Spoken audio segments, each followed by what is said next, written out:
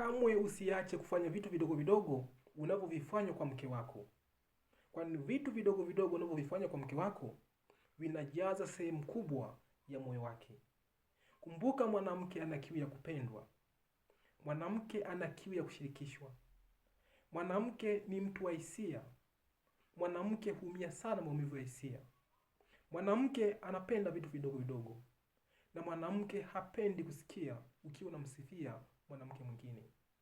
Kwa maana hiyo, kama mke wako utampenda, kama mke wako utamjali, kama mke wako utamthamini, na yeye atakuheshimu, atakujali na atakuthamini.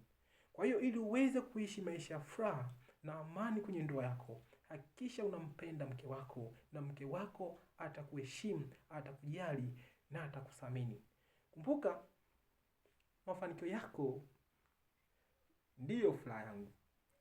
Asanteni sana kunisikiliza, na Mungu awabariki.